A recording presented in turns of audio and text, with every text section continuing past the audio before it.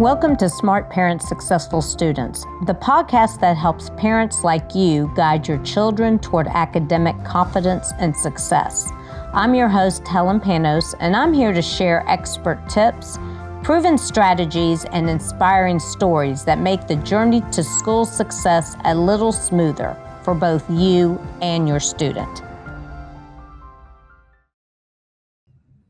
Hello, everybody, and welcome back to Smart Parents, Successful Students podcast. I'm your host, Helen Panos, and we are in our 16th season of Smart Parents, Successful Students. I think I started this, I'll have to go back and look the exact date, but at least 6 years ago, maybe 7, going on 7. So hard to believe this is my 16th season. But I am, and this particular season, it's got 12 episodes. We had so many great guests that I have 12 guests this time. And we'll be rolling them all out weekly like we always do on all the social media channels and on our newsletter. But for right now, I want to welcome my guest, Charlotte Hughes. Welcome to the show, Charlotte. Hi, everyone. Thank you for having me. Well, Charlotte is one of my great tutors. I'm going to let her introduce herself and tell you what she does.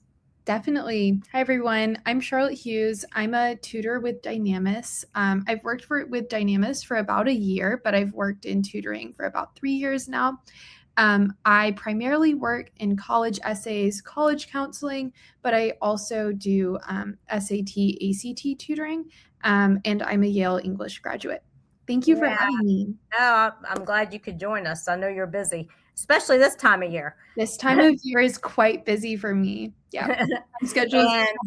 And this episode, you all will probably hear it in August. So good timing, because that's about when it's really getting going in terms of college essay writing and applications assistance. So we're going to talk about the realities of that process. So I'm going to start by asking Charlotte a couple questions.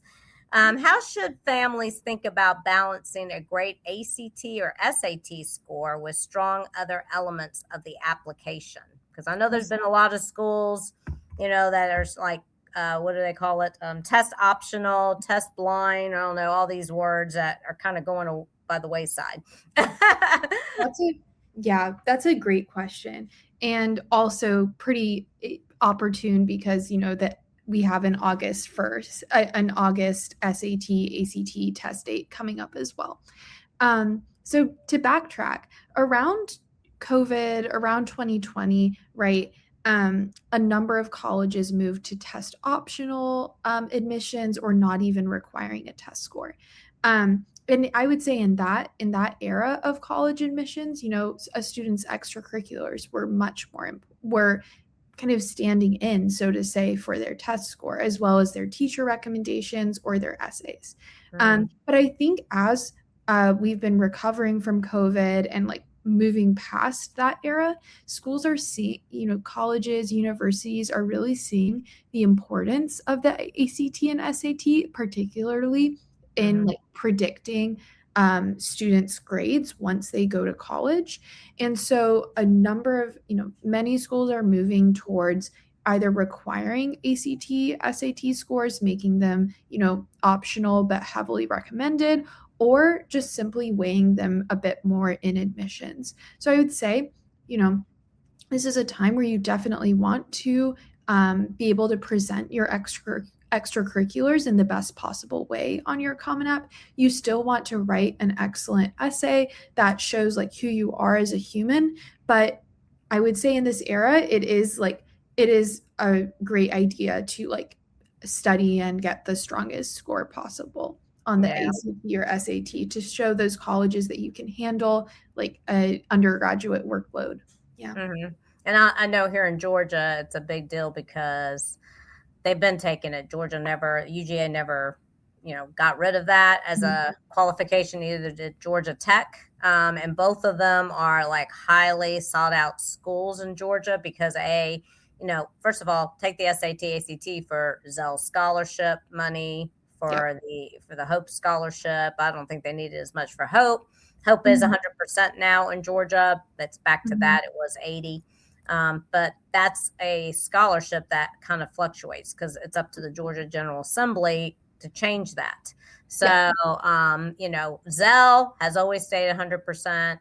And I think everybody knows, and I think the colleges too, that if you took any prep or you got your score up pretty high, then they know that you probably did prep. And I think that makes people stand out above the rest as well. You can tell me if Mhm. I'm wrong about that, Charlotte, but I agree.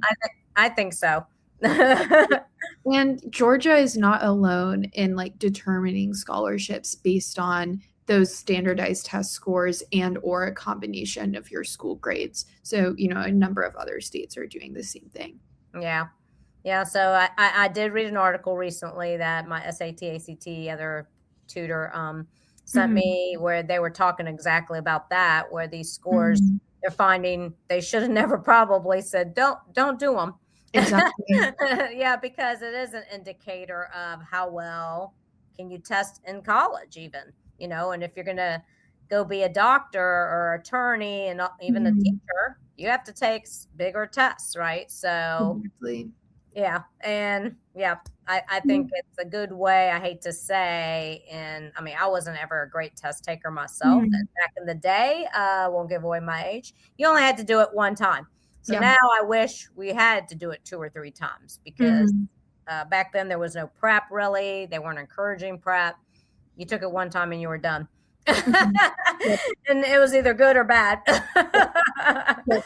I completely agree. And in terms of application strategy, right? Like during COVID, um, you know, there wasn't as much of a mechanism to like compare people across states, across school districts, because states and school districts might have different grading scales or criteria, and extracurriculars can be very different for students based on where you're located in terms of your application strategy, right? Like Mhm. different extracurriculars are available to someone in, say, New York City versus rural Georgia, Yeah. and colleges can take that into account, but there's kind of a limit to that. And the SAT, ACT really coming back in terms of college admissions is like this great leveling force in terms of colleges being able to compare Mhm. applicants more like apples to apples. So it's not saying that extracurriculars, your essays don't matter. They definitely do matter. But, you know, I think families need to bear in mind that like now this mechanism for really being able to put applications against one another is definitely much more in favor than it was in years before. Yeah.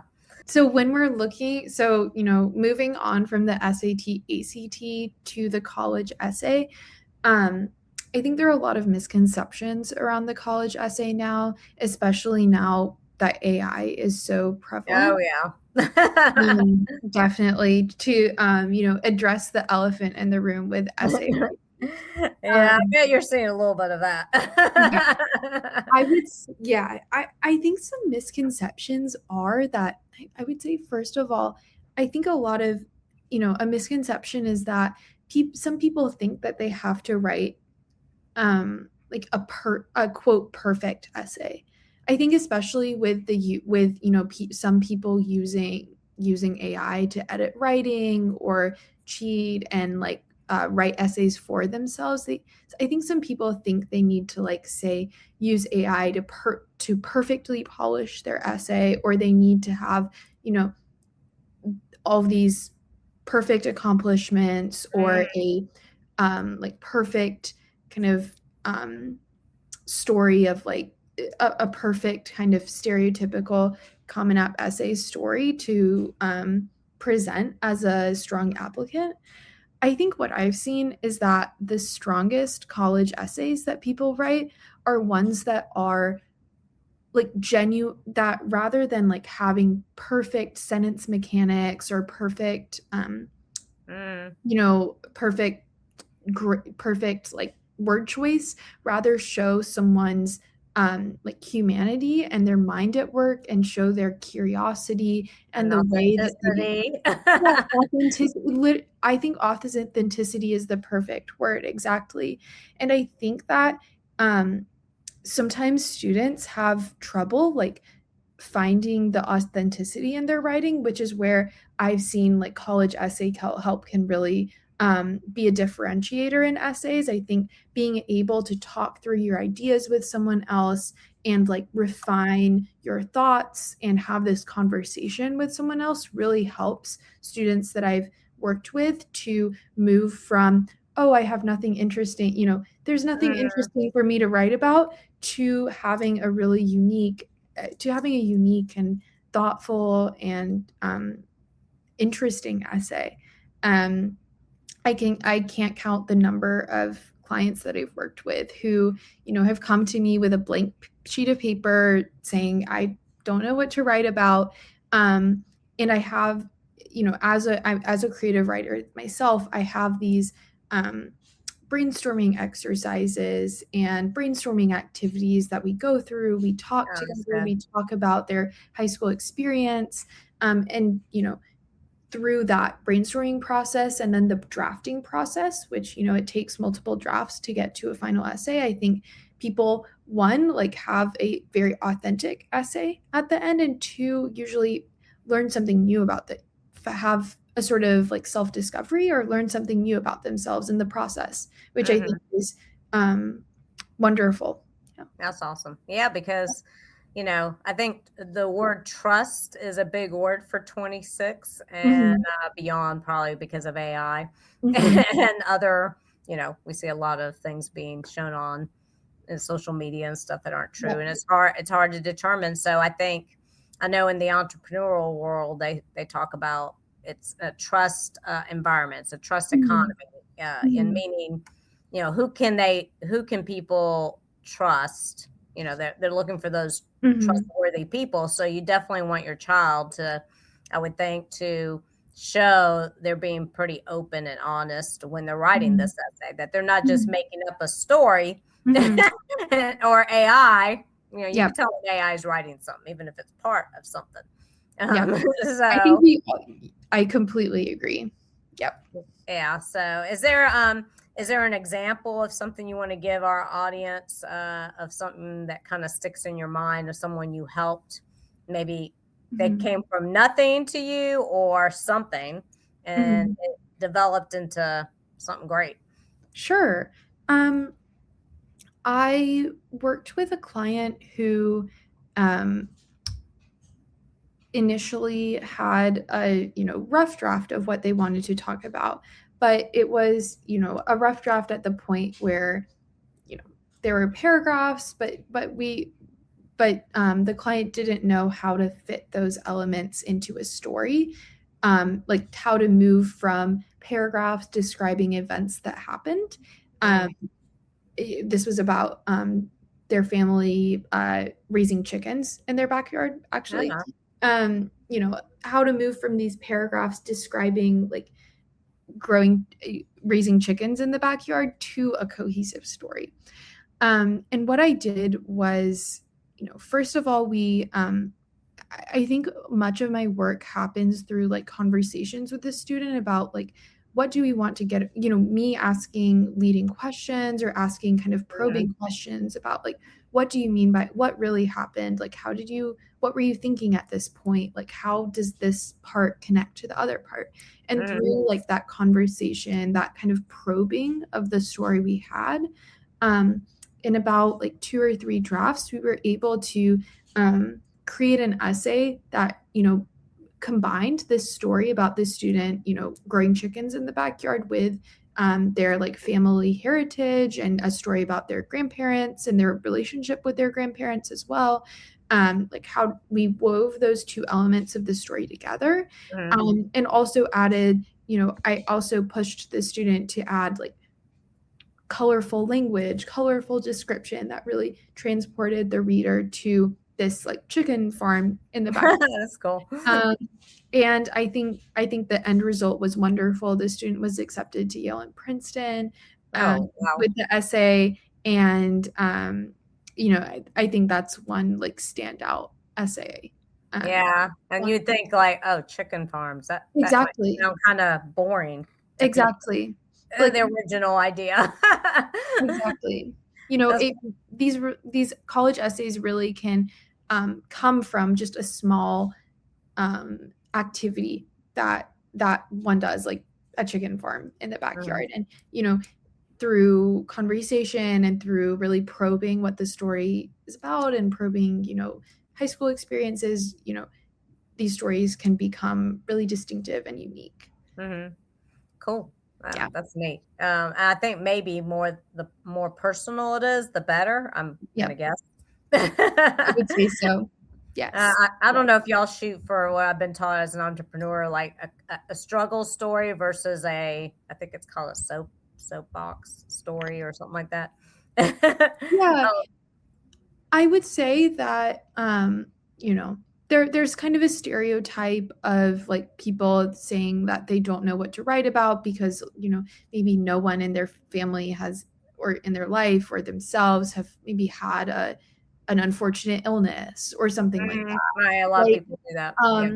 And, first of all, you don't want, ideally that doesn't happen. You don't want to wish for like a sob story to write about, but also at the same time, right, you don't necessarily want to just write about a adverse thing that's happened to you. I think the goal in these essays is to always talk about a challenge or a struggle that you faced, but really, or this can be a very small